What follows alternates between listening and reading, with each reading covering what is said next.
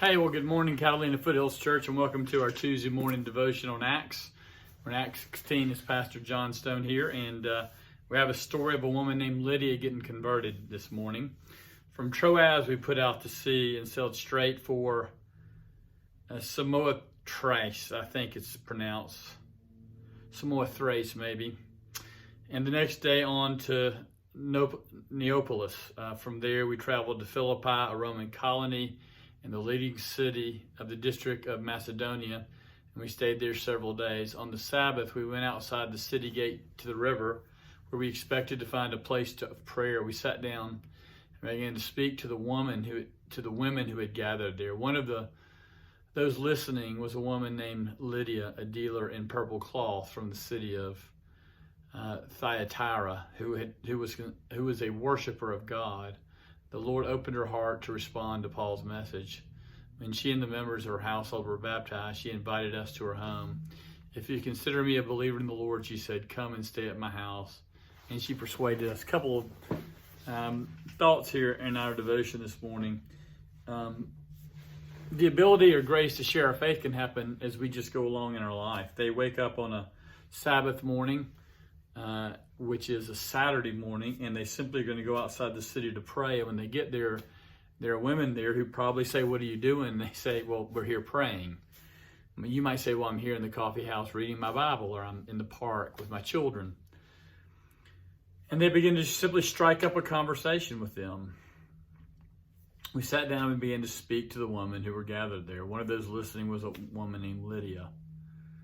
The Lord opened her heart to Paul's message. I think it's easy to think that the first thing Paul did when they met these women was begin to preach, but he probably simply greeted them and said, "Hello, my name's Paul, and this is Silas, he's with me, and we've come out here to pray, and we're Christians." Well, what's a Christian? And it sort of progressed in that fashion. I know that doesn't happen a lot with us, but I want you to see that in the normal course of life, God brings people into our lives simply for us to meet. And he's calling on us to sort of reach out to them and just tell them about our lives. "What are you doing here?" "I'm buying coffee." "Why are you buying coffee?" "I've dropped my kids off at Push Ridge Christian Academy." "Well, why do your kids go to Push Ridge Christian Academy?" "Well, we're Christians. Well, then we go to a Christian school." Or, "Hey, why are you reading the Bible in the airport here?" It's not as common in our culture, I know, but it can be common. But I think the other thing to learn here is that, not all the women became Christians. There was multiple women, but we're only told that Lydia believed, that Lydia, a dealer in purple cloth from the city of Thyatira, who was a worshiper of God, she was persuaded. So even Paul, in doing evangelism, not everybody came to Christ.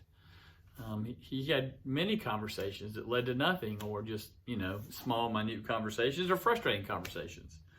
And as we know, Paul sometimes had a conversation where he got stoned or beaten. But then we see something beautiful here in this passage that we can rest in. Help us rest. The Lord opened her heart to respond to Paul's message. Paul gave the message, but it was God's work to be done in converting Lydia. It's not our job to convert people. It's our job simply to share the message that Jesus is the Christ, the Son of the living God, and that he is our only hope in this and life and the next. We can't change him. And this is frustrating because we have relatives and friends and loved ones that we desperately want to change. But unless God opens their heart to respond to the message, they won't. But that's also a comfort, because as we go faithfully along, many rejecting our message. Paul has been rejected in the book of Acts up to this point by as many as have received his message. God also has his people, and he's going to open their heart. And we can trust in that. So wherever you're going today, pray that God will have people just ask you who you are and what you're doing. Strike up conversations with them. And if opportunity comes, share the fact that you're a Christian and that you love Jesus, and trust God to open their hearts, or not, because they weren't all open for Paul, and they won't all be open for us, but some were open for Paul and some will be open for us. It's the Lord who's out there doing his work among us and among the people that he's going to bring to himself. Good to be with you this morning. Look forward to seeing you either online or in person on Sunday. Have a great week.